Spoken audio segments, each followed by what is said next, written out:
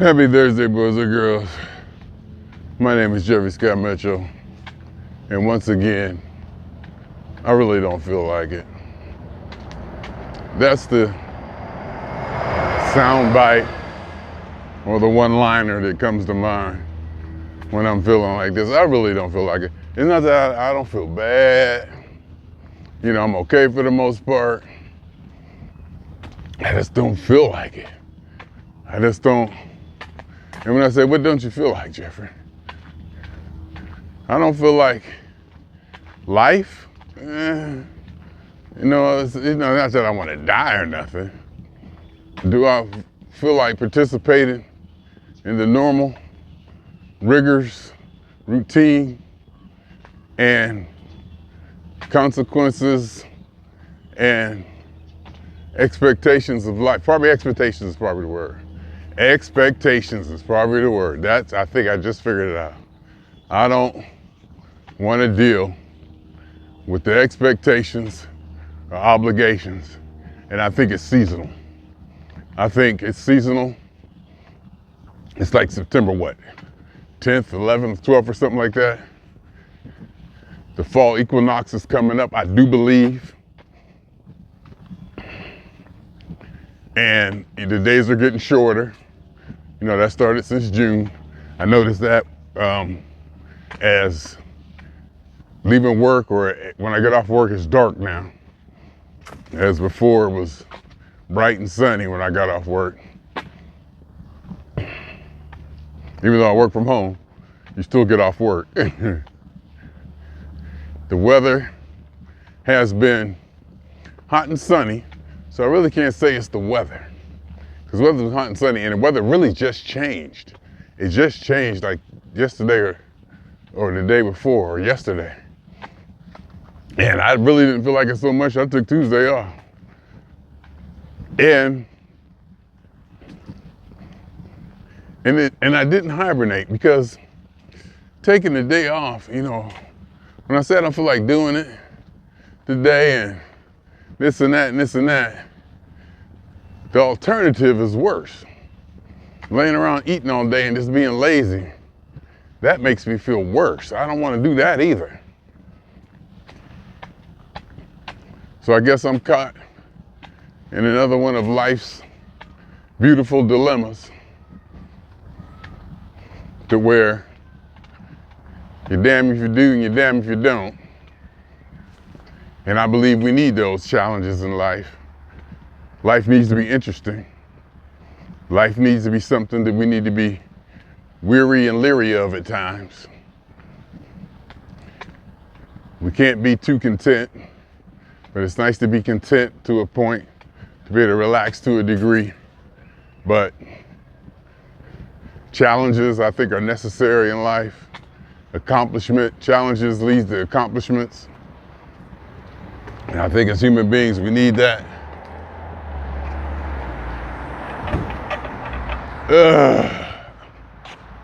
So it's not like I just want to call off work and lay in the bed all day long.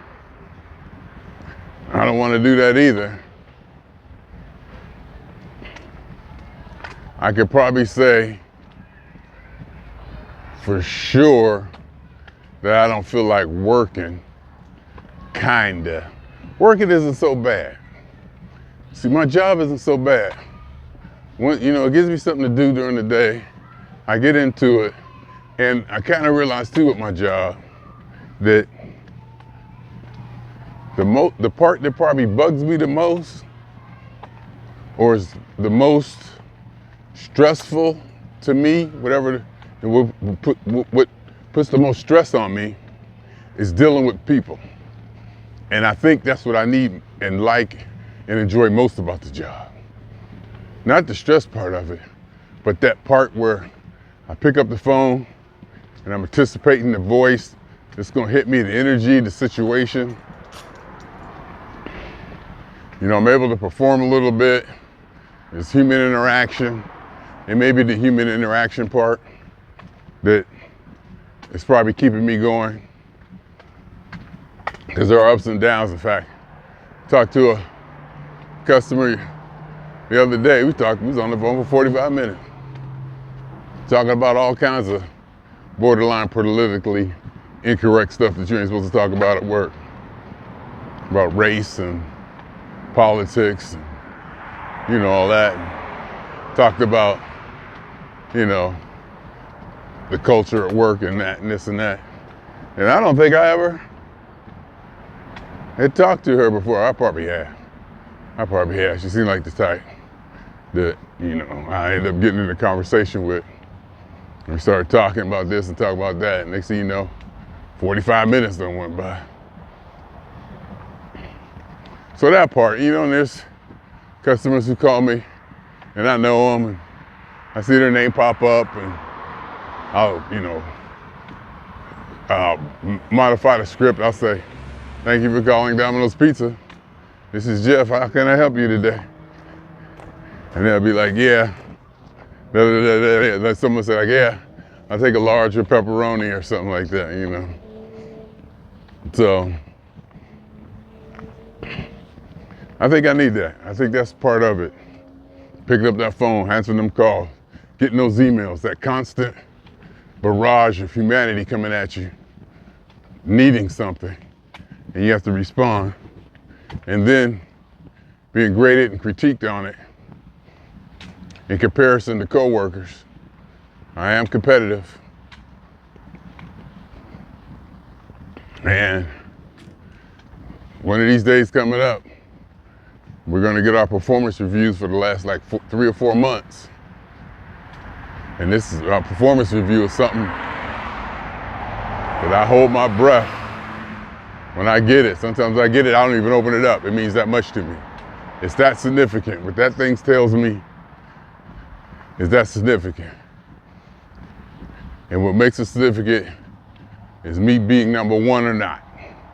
Not number 2, not number 3, even though I've learned to accept it.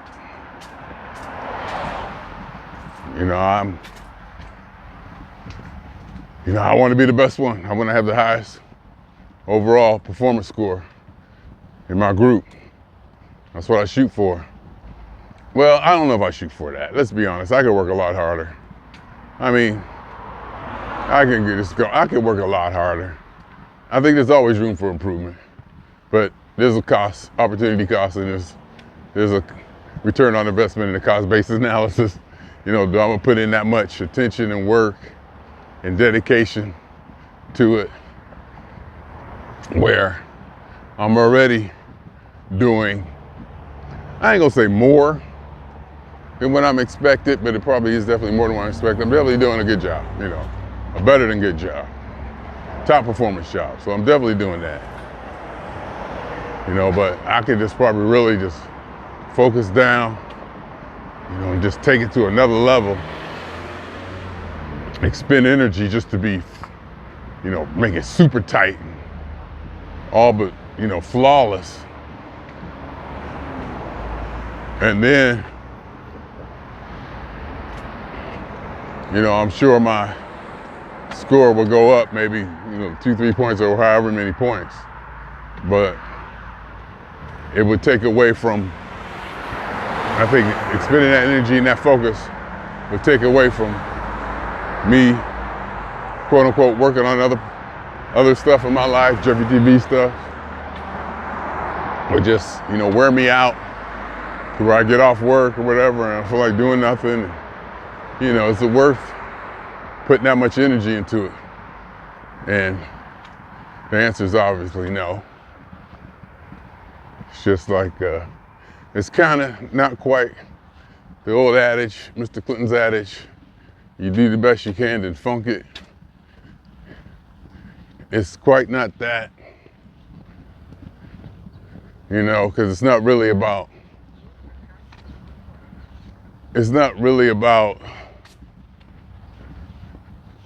doing the best I can and funk it, because the best I can, and maybe even 80% of the best I can is way good enough. You know, so I take that statement, do the best you can and funk it, is do the best you can and whatever happens, happens. You know, you do the best you can. If you make it, you make it. You don't say something you want to attain. You do the best, you give it your best shot, and funk it. And I don't think it applies here because, I'm doing blah, blah, blah, quote unquote, loosely the best I can. And it's more than enough. It's some people have said outstanding even. But it's just a matter of focus and detail and just my general way I carry myself and the way I handle life in general from the moment I get up in the morning to punching in, just the way I handle everything, the discipline I have with everything, the orchestrated and managed discipline and attention to detail and things I just do in general that makes life easy for me, or makes life easier for me, Definitely makes it so that I can appreciate a lot of things that maybe a lot of people can't or don't. It's a lot of things I don't have to go through because those things are looked at or attended to or maintenance or prevented at the core of the foundation of my routine of life. Just at the basic foundation of how I handle things. My mother used to say, where the circumstances of life rescue you. Just my general routine outlook and discipline in the way I handle and carry myself and things I expect. That basis protects me. Keeps me out of trouble. Keeps trouble away from me. To where I almost have a subconscious disposition to avoid things that could be troubling. An aversion. I have an aversion to troubling things, and it could happen even before I even think in my subconscious. Before I even think about it, I'm already like, nope, you don't want to do that. And then by the time it actually becomes a conscious thought, it's already, whew, we ain't gonna get that out my face. And it comes from, and that also, other people can have that, many people can have that, people can have that, this, that.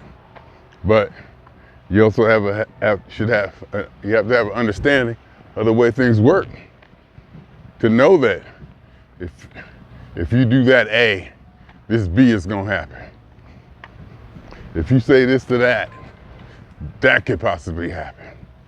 If you do this with this, you have to have the knowledge or experience or forethought of that to understand, hey, if you accept this money for that person, they're gonna expect something down the line. There's gonna be consequences, stuff like that. But anyway, so I'm just not feeling like it. I really, I don't know, it could be the weather, seems the weather. And see, the thing is too, I'm traveling. I'm gonna be in a situation where my eating habits have been known to be horrendous. And I wanted to go into that situation as low as I possibly could. And last week I was. Last week I was like 208, 207 at this day. Today I think I'm 216. No, actually, and I'll get back, I'll probably be like 211. Or no, I'll probably be like 213, 214.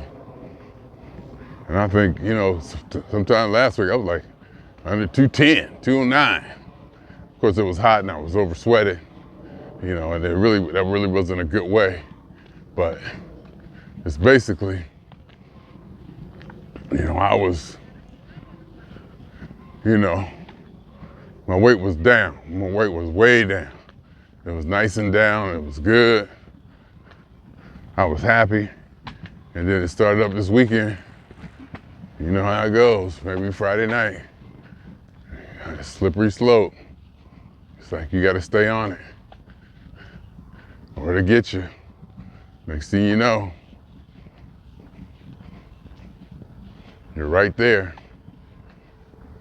right back where you started. You don't pay attention to it.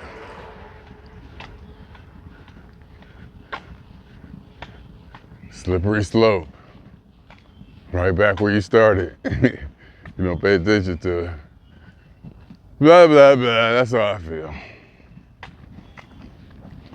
Blah, blah, blah, that's how I feel. We'll see. Had an earthquake this morning, 7:30, like an hour and a half before I was supposed to get up. And no way in hell, I don't think I'll ever be over earthquakes. They're still scary as hell. They still rattle me, but not as much as they used to. Nowhere near as much as they used to. In fact, I was able to just, ride this one out and stay in bed. And, my stomach didn't tighten all up, heart didn't start beating, start sweating. I didn't jump up or react, and I think that's just starting the last year or so. They're still terrifying. Had the whole, just had everything just start shaking. And then you go through your head, is this thing gonna stop? Is this it? What's going on? And it becomes such a thing in my mind that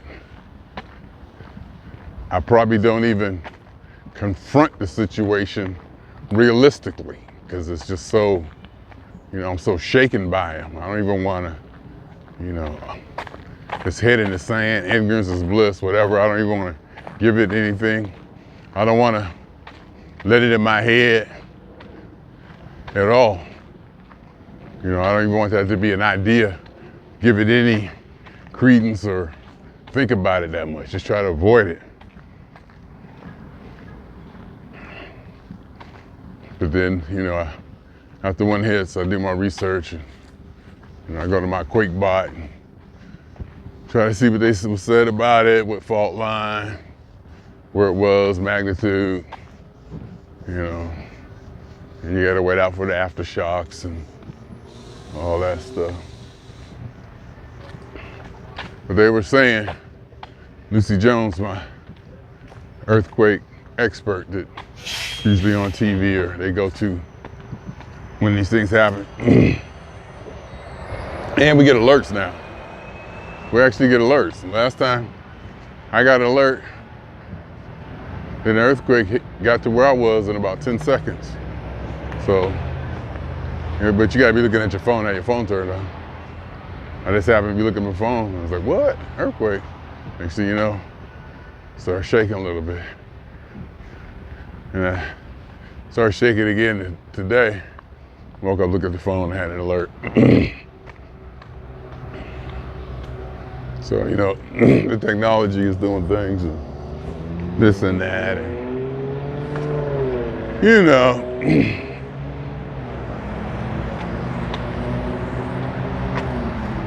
the chances of being killed or harmed in an earthquake are, very low. Even though it's like guaranteed that, we're gonna have a big one, whatever big means. Because, this is the way the geology of the earth is set up, the tectonic plates and whatnot. But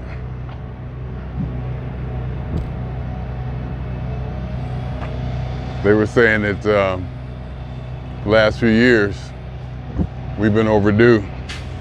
We haven't been getting them.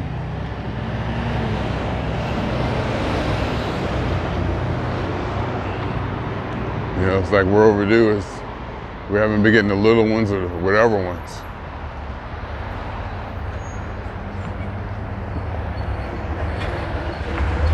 But recently we had, last couple of months, we've been getting them. And I like to think that, we get these little ones and it takes the tension off the big one. That's what I like to think, but I'm pretty sure Lucy Jones will differ. But anyway, so, I lay there, do that this morning. I was like, I might as well get up. I ain't gonna be able to go back to sleep. Almost did though. Almost kind of did. Because I've been sleeping a lot for whatever reason, because I'm just in that kind of mood, just want to sleep, almost like want to hibernate. Already, it's only September, my God. I gotta do better, because come wintertime, that time between December 31st and January 31st, where I've gained 20 pounds over the last couple of years. I think I'm gonna be ready for that this year. I'm definitely gonna be ready. Now, whether I'm gonna do something about it, we don't know. But I'm definitely prepared. I know about it. I'm not smoking the Black and Milds anymore, which it should. I don't know what it's gonna mean or what it's gonna do, but what effect it's gonna have. But I'm excited to be off of the nicotine. I'm excited to be off, of any stimulus like that. And how I feel. I feel good. Natural. A natural high or feeling or natural energy or whatever. And because this Black and Milds was definitely distorting my energy. No doubt about it. Definitely distorting my energy, bringing it down, weighing it down, dampening it, subduing it, suppressing it, whatever. And that's what it was for, hell. That's what it was for, to get off work, hit that Black and Mild, and just go, don't gotta do nothing else now but sit and eat and watch TV. Like a relaxer. But, blah, blah, blah, blah, blah. Blah, blah, blah, blah. Hey, I don't feel like talking about the debate either, do I?